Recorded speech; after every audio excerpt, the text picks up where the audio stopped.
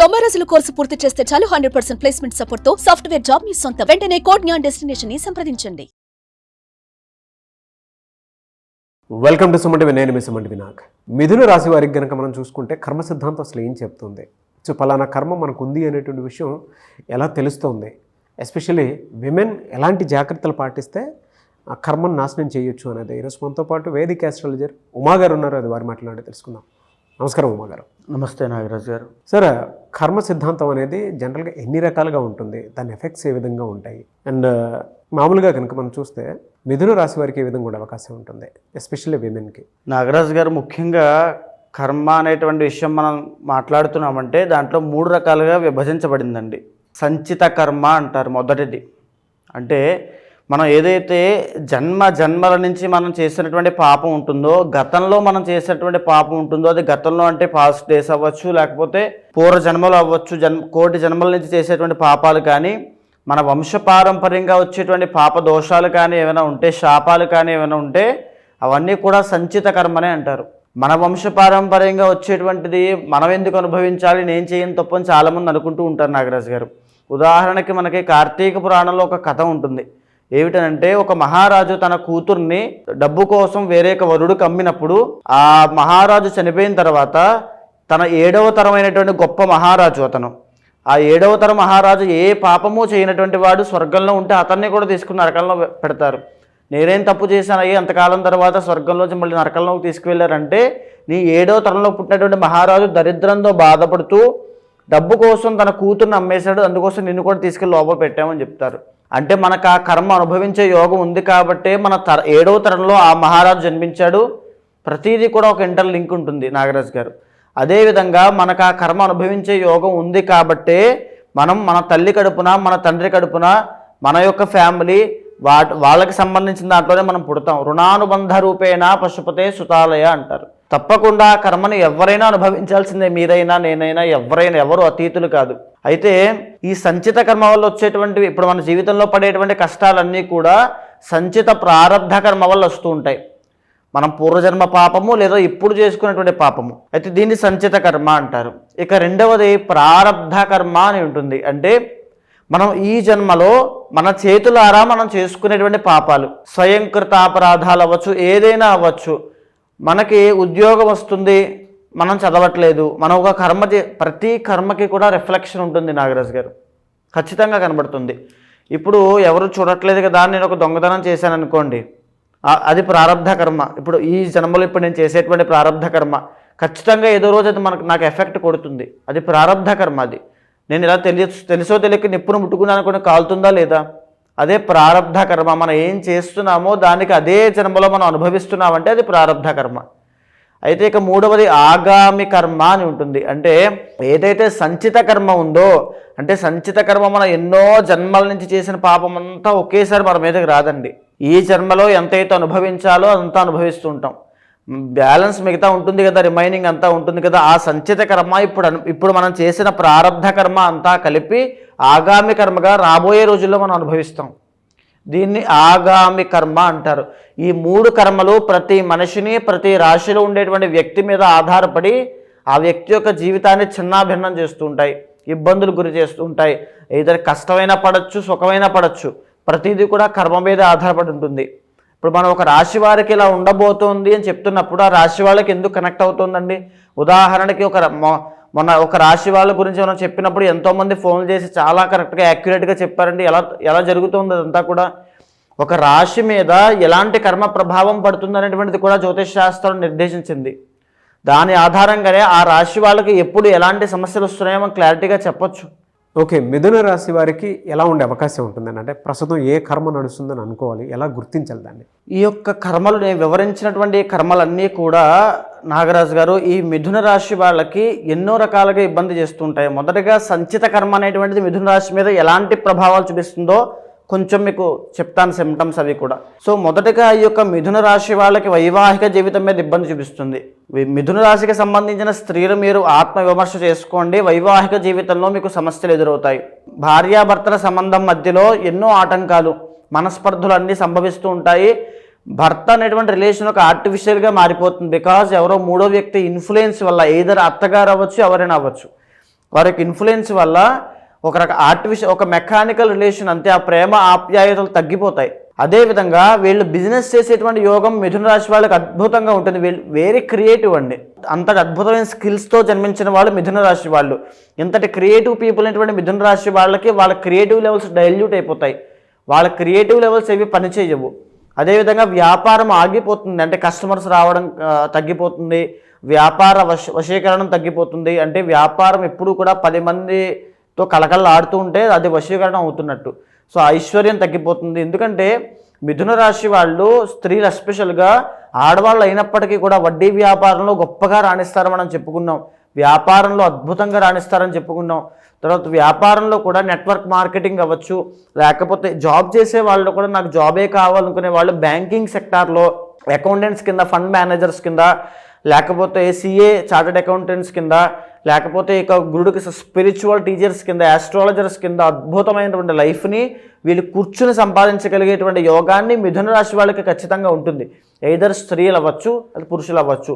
మనం మాట్లాడుకునేది స్త్రీల గురించి కాబట్టి ఈ సంచిత కర్మ అనేటువంటి ప్రభావం వల్ల వీళ్ళు కష్టపడతారు కానీ రిజల్ట్స్ రావు. ఈ యొక్క వృత్తి వ్యాపారాల్లో స్తంభన అనేటువంటిది జరుగుతుంది. Because 10th lord ruled by Jupiter అండి. కాబట్టి అక్కడ ఉండదు, ఆ గుర్తింపు ఉండదు. అండ్ మెజారిటీ ఆఫ్ మిథున రాశి స్త్రీలు కూడా చాలామంది ఫిలిం ప్రొడ్యూసింగ్లో, లేకపోతే డబ్బులు ఇన్వెస్ట్ చేసే స్టాక్ మార్కెట్స్లో, డబ్బును వ్యాపారం చేసేటువంటి ఎలాంటి వృత్తులు ఉన్నాయో అన్నిటిలోనూ వీళ్ళు అద్భుతంగా రాణిస్తారు. కానీ ఆ ఆర్థిక నష్టాలు అనేటువంటివి వీళ్ళు ఖచ్చితంగా చూస్తారు. ఎందుచేతంటే సంచిత కర్మ వల్ల అవన్నీ కూడా ఆ నష్టపోవడం, దానికి తగిన బాధని వీళ్ళు అనుభవించడం. అదేవిధంగా ఇంకా ఆరోగ్య సమస్యలు చూస్తే మిథున రాశి స్త్రీలకు especially 8th lord ruled by Shani కాబట్టి వీళ్ళకి వెన్నుపూసకు సంబంధించిన ఇబ్బందులు అవ్వచ్చు, సయాటికా కానీ, స్పాండిలైటిస్ కానీ, లేకపోతే జాయింట్ పెయిన్స్, నీ పెయిన్స్ కానీ, లేకపోతే యాక్సిడెంట్స్ అవ్వడము, యాక్సిడెంట్స్లో అవయవ లోపం అనేటువంటి జరగడం లాంటివి జరిగే అవకాశం ఉంటుంది. సంచిత కర్మ వాళ్ళ ఇంటర్నల్ జాతకం చూస్తే అవన్నీ కూడా బయటకు వచ్చేస్తాయి. ఏ రకమైన కర్మ వల్ల, ఏ ప్లానటరీ కాంబినేషన్స్ వల్ల, ఏ రకమైన కర్మ వల్ల వీళ్ళు ఇబ్బంది పడుతున్నారో తెలిసిపోతుంది. అదేవిధంగా వీళ్ళ జాతకంలో ఇప్పుడు మనం మాట్లాడుకునేది ఆడవాళ్ళ గురించి అండి. ఆడవాళ్లే మైనస్ అన్నట్టుగా, ఆ శత్రువు అన్నట్టుగా ఎంతోమంది ఆడవాళ్ళ వల్ల వీళ్ళు చాలా ఇబ్బంది పడతారు. వీళ్ళు సహాయం చేసే గుణం అమితంగా ఉంటుందండి. ఎంతో సహాయం చేద్దాం అనుకుంటారు కానీ వీళ్ళు సహాయం చేసినప్పటికీ కూడా వాళ్ళు ఒక శత్రువులాగే చూస్తారు. వీళ్ళ అవసరానికి వాడుకుంటారంతే. ఈ మాట బాగా గుర్తుపెట్టుకోండి. అవసరం కోసం, అవకాశం కోసం వాడుకొని మిమ్మల్ని పక్కన పెడతారు. మీ యొక్క మంచితనాన్ని చేతకానితనంగా, చులకనగా చూస్తుంటారు. దానివల్ల వచ్చేటువంటి ఆ బాధని మీ చెవిన పడినప్పుడు మీరు అనుభవిస్తారు. అది సంచిత కర్మలోకి వస్తుంది. ఇకపోతే ప్రారబ్ధ కర్మ అనేటువంటిది మిథున రాశి స్త్రీ అనేటువంటి మీకు ఎలా ఎఫెక్ట్ అవుతుందంటే, వ్యాపారం విషయంలో మీ నేర్పు అనేటువంటి తగ్గిపోతుంది, మీ స్కిల్స్ అనేవి తగ్గిపోతాయి. ఇంతకుముందు ఎన్నో తెలివితేటలుగా ఒక ప్లాన్ వేసి ఇలా వెళ్తే మన యొక్క వ్యాపారం చాలా బాగుంటుందని చెప్పినటువంటి మీరే ఏమీ లేకుండా అన్నీ కూడా రాంగ్ డైరెక్షన్లో వెళ్ళడం, ఒక ఫ్లాప్ ప్లాన్స్ వేయడము, అన్నీ కూడా ఇన్వెస్ట్ చేసిన దాంట్లో నష్టపోవడం, ఆర్థిక ఇబ్బందులు, అప్పు, మెయిన్గా రుణ బాధలండి. Because 7th and 10th lord ruled by గురుడు కాబట్టి రుణ బాధలు, అప్పుల పాలు అయిపోతున్నారు మిథున రాశి వాళ్ళు. అంటే కర్మ యొక్క విషయం వల్లే, కర్మ వల్లే మీరు ఇబ్బంది పడుతున్నారు. 10 మంది మధ్యలో మాట పడాల్సి రావడము. ఎందుకంటే గురుబలం ఉండదు వీళ్ళకి జనరల్గానే. ఆ గురుడు జాతకంలో సక్సెస్ని ఇచ్చేవాడు, డబ్బునిచ్చేవాడు, తర్వాత పాపులారిటీని ఇచ్చేవాడు, అదేవిధంగా ఒక గౌరవ మర్యాదలు, నాకంటూ నేనేంటి, నా స్వతహాగా ఒక హోదాని, ఒక రాయల్టీని ఇచ్చేవాడు రవి మరియు గురుడు. ఆ గురుబలం ఎప్పుడైతే కోల్పోయారో ఈ యొక్క మిథున రాశి వాళ్ళు, జాతకంలో గురుడు బాగుంటే కొద్దిపాటిగా కాస్త పర్వాలేదు, లేకపోతే ఎన్నో రకాల ఇబ్బందులు మిథున రాశి వాళ్ళకి వస్తాయి. అంటే పెట్టిన దాని మీద నష్టపోవడం లాంటివి ఎన్నో చూస్తారు. ఈ సంచిత ప్రారబ్ధ కర్మ వల్ల మాత్రమే జరుగుతూ ఉంటాయి. ఇంకా వీళ్ళు ఇంటర్నల్ జాతకంలో ఏదైనా శని యొక్క అంతర్దశ కానీ, లేకపోతే ఈ మిథున రాశి వాళ్ళకి మరీ ముఖ్యంగా చూడండి నాగరాజు గారు, మార్చి 30వ తారీఖు తరువాత నుంచి 2.5 years పాటు కంటక శని ప్రభావం రాబోతోంది. జ్యోతిష అంటే ఈ యొక్క వేదిక ఆస్ట్రాలజీలో శనిని కర్మకారకుడిగా చెబుతారు. ఈ శని ఎంటర్ అయిన తర్వాత ఎవరు ఏ వృత్తుల్లో ఉన్నా మిథున రాశి వాళ్ళు, ఎయిదర్ మీరు జాబ్ చేస్తున్నా, లేకపోతే నేను ఇందాక చెప్పినటువంటి వృత్తుల్లో ఫైనాన్షియల్ సెక్టార్స్లో కానీ, అకౌంటెంట్ సెక్టార్స్లో కానీ, బిజినెస్లో కానీ మీరు ఉన్నా, అందులో కూడా అన్నీ తగ్గిపోతాయి. వ్యాపారాలు తగ్గిపోతాయి, ఉద్యోగ అభివృద్ధి తగ్గిపోతుంది, ప్రమోషన్లు ఆగిపోతాయి. బికాజ్ కంటక శని కాబట్టి. కంటక శని అంటే కర్మకారకుడు. ఆ కర్మ మిమ్మల్ని ఎక్కడ ఎఫెక్ట్ చేస్తోంది? కంటక శని అంటే మీ జన్మరాశి నుంచి 10వ స్థానంలో శని ఉంటే దాన్ని కంటక శని అంటారు. ఈ కర్మ 10వ స్థానం మీద ఎఫెక్ట్ చేస్తుంది, అంటే మీ కెరీర్ మీద ఎఫెక్ట్ పడబోతోంది, రాబోతోంది. మీరు ఏ వృత్తుల్లో పనిచేస్తున్నా, ఏ వ్యాపారం ప్రారంభం చేద్దామని అనుకుంటూ ఉన్నా మార్చి 30 లోపే ప్రారంభం చేయండి. మార్చి 30 తర్వాత శని యొక్క ఎఫెక్ట్ వల్ల మీరు ఏం చేసినా అందులో లాస్ చూస్తారు, నష్టపోవడం అనేటువంటిది కనబడుతూ ఉంటుంది. దాంట్లో అభివృద్ధి అనేది కనబడదు. మీరు ప్రయత్నం చేస్తారు, నాకు ఇప్పుడు జాబు, వాళ్ళ ఒక జాబ్లో ఉంటారు నాగరాజు గారు, ఉదాహరణకు చెప్తున్నాను, దీని మీద బెటర్ ఛాన్స్ నాకు వస్తుంది ఖచ్చితంగానే ఆ ఊహలో ఉంటారు, ఆ అపోహ కూడా ఉంటుంది. కానీ ఇది మానేసి దాంట్లోకి వెళ్ళడం ప్రయత్నం చేస్తే అది పోతుంది, ఇది పోతుంది. ఇక్కడి నుంచి రాబోయేది ఇలాగే ఉంటుంది. మార్చి 30 తర్వాత 2.5 years ఈ బాధ వాళ్ళకి ఇబ్బంది పెడుతుంది. సో సరైన టైంలో డబ్బులు చేతికి అందవు, కుటుంబపరమైన ఒత్తిడి పడుతూ ఉంటారు, ఒంటరి పోరాటం చేయాల్సిన పనులు వస్తాయి, ఈ పరిస్థితులు వస్తాయి. ఇవన్నీ కూడా ఈ కర్మ వల్ల మిథున రాశి వాళ్ళు, స్త్రీలు ఎస్పెషల్గా వీళ్ళు పడబోతున్నారు. కాబట్టి సేఫ్గా ఉండండి. అంటే ఏంటంటే రిస్క్ తీసుకోవద్దు, ఈ టైంలో అగ్రెసివ్గా వెళ్ళొద్దు. కర్మ అనేటువంటిది మిమ్మల్ని టార్గెట్ చేసింది కాబట్టి చాలా జాగ్రత్తగా ఉండాలి ఈ టైంలో. ఎస్పెషల్లీ మిథున రాశి స్త్రీలు ఈ మార్చి 30 లోపు శనికి సంబంధించిన పూజలు నిర్వహించండి, శనికి సంబంధించిన యాగం చేయండి, సుదర్శన యాగం చేయండి, లేదా వెంకటేశ్వర స్వామి దర్శనం చేసుకోండి. అలా చేసినట్లయితే కర్మ అనేటువంటి తగ్గి కాస్త ప్రాయశ్చిత్తం అయ్యేటువంటి అవకాశాలు ఉంటాయి. ఎలా అండి, అంటే మార్చి తర్వాత వీళ్ళకి ఏ విధంగా ఉండే అవకాశం ఉంటుంది? మార్చి నుంచి 2.5 సంవత్సరాలు చాలా ఎఫెక్ట్ ఉంటుందండి. ఎందుకంటే మే 15 తర్వాత గురుబలం కూడా ఉంటుంది వీళ్ళకి. ఇప్పటి వరకు వృషభంలో గురుడు సంచరిస్తున్నాడు. మే 15వ తారీఖు తర్వాత గురుడు ఎప్పుడైతే మిథునంలోకి ఎంటర్ అవుతాడో, లగ్నంలో గురుడు వస్తాడో, అనుకున్న రీతిలో వీళ్ళకి ఆ రికగ్నైజేషన్ రాదు. ఒక అపోహ ఉంటుంది అంతే, నేను వెళ్ళిపోబోతున్నాను, ఒక మెట్టు ఎక్కేయబోతున్నాను అనుకుంటారు, కానీ అక్కడ కింద పడిపోతున్నాను విషయం వాళ్ళకి తెలియదు. గుర్తించాలి సార్ ఇది. సో వాళ్ళ జీవితంలో వాళ్ళకి అర్థమైపోతుంది. ఈ మార్చి 30 తర్వాత నుంచి జరిగే పరిస్థితులైనా, అంటే ఇప్పుడు ఈ రోజు ఎలా ఉంటుందండి, నాకు ఒక పెద్ద జాబ్ ఆపర్చునిటీ, ఒక ప్రాజెక్ట్ రాబోతోంది, నేను ఒక పెద్ద దాంట్లో సెటిల్ అవ్వబోతున్నాను, నాకు పాపులారిటీ రాబోతుంది, నాకు ఫేమ్ రాబోతుంది అనుకుంటారు. మార్చి 30 తర్వాత పరిస్థితులన్నీ కూడా యాంటీ అయిపోతాయి, ఒక్కసారిగా తిరిగిపోతాయి లాస్ట్ మినిట్లో. సో వీళ్ళకి ఏమీ అర్థం కాదు. అది బికాస్ ఆఫ్ కర్మ, సంచిత కర్మ ఇందా మనం చెప్పినటువంటిది. ఆ కర్మ వల్ల మొత్తం అన్నీ కూడా రివర్స్ అయిపోతాయి. డిసెంబర్ వరకు వీళ్ళకి ఇలానే ఉంటుంది. ఇంకా 2.5 years నాగరాజు గారు, 2.5 సంవత్సరాల పాటు ఉంటుంది. నాట్ ఓన్లీ డిసెంబర్ దాకా అండి, 2.5 సంవత్సరాలు ఉంటుంది. ఈ గురుడు ఎప్పుడైతే అక్టోబర్ తర్వాత జాతకంలో మారుతున్నాడో, మళ్ళీ ట్రాన్సిట్ అవుతున్నాడు, అప్పుడు కాస్త మళ్ళా ఆర్థిక పరంగా సాయం పొందడము, ఆర్థికంగా వృద్ధి పొందడము, ఫైనాన్షియల్ గ్రోత్ అనేది ఒక 2-3 months వీళ్ళకి కనబడుతుంది. అది తప్ప మిగిలిన 2.5 years అంతా కూడా ఇబ్బందులు పడుతూ ఉంటారు. ఏ వారం వీళ్ళకి ఎక్కువ కలిసి వచ్చే అవకాశం ఉంటుందండి? మెయిన్గా బుధవారం అనేటువంటి చాలా బాగుంటుందండి. బికాజ్ వీళ్ళు జనరల్గానే వ్యాపారం చేసే నైపుణ్యం కలవారు కాబట్టి బుధవారం నాడు వినాయకుడి యొక్క ఆరాధన ప్రతినిత్యము చేస్తూ ఉండండి, అద్భుతాలు చూస్తారు. ఎలా సార్, అంటే ఈ కర్మ సిద్ధాంతానికి సంబంధించినటువంటి రెమెడీ ఏమైనా ఉంటుందా?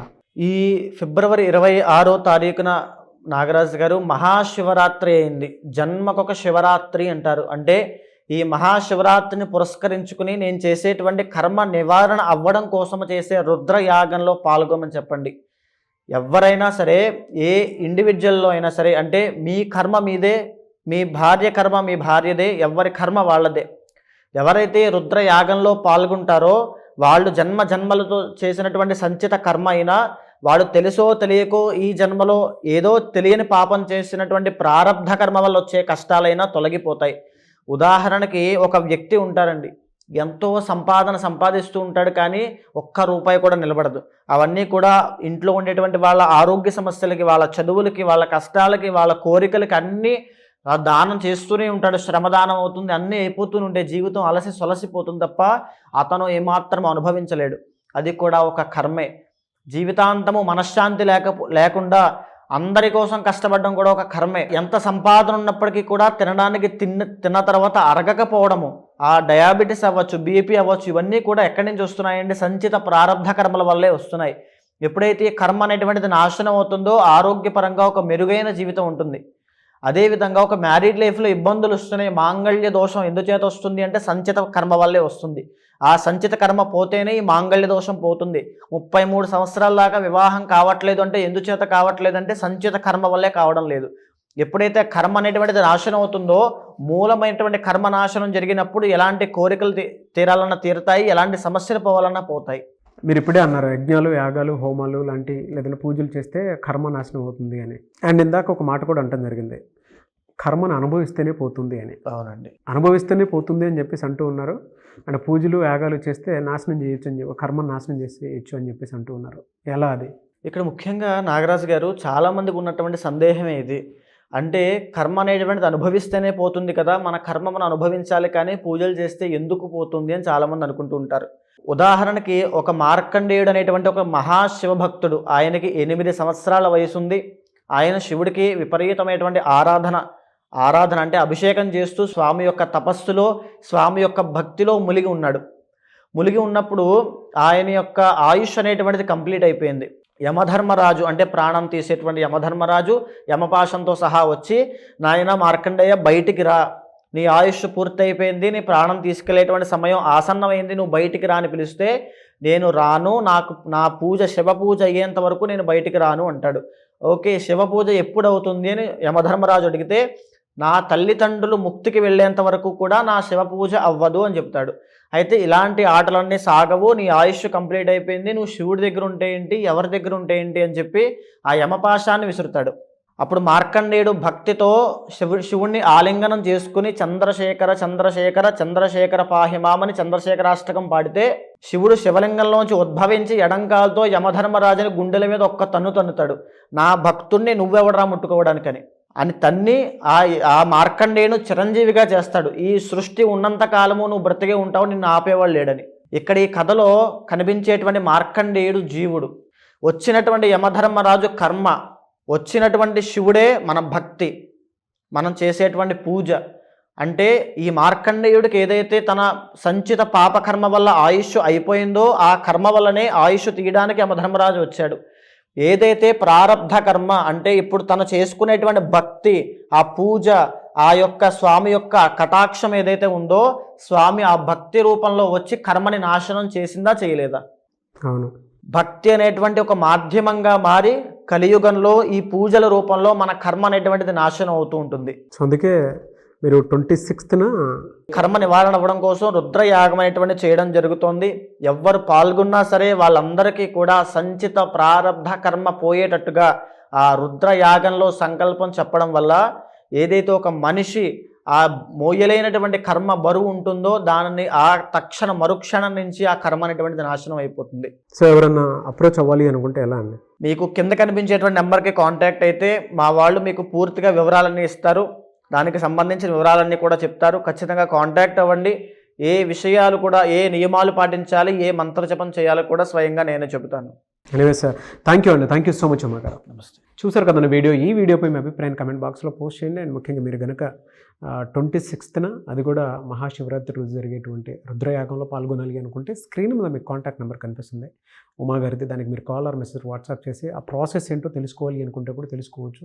లేదా మీరు డైరెక్ట్గా రుద్రయాగంలోకి పాల్గొనాలి అనుకున్నా కూడా డీటెయిల్స్ కోసం స్క్రీన్ మీద కనిపిస్తున్న నెంబర్ సంప్రదించండి. అండ్ ఈ వీడియో లైక్ చేయండి, షేర్ మాత్రం తప్పకుండా చేయండి. ఇలాంటి మరిన్ని వీడియోస్ కోసం మా ఛానల్ ఫాలో అవ్వండి. Thank you.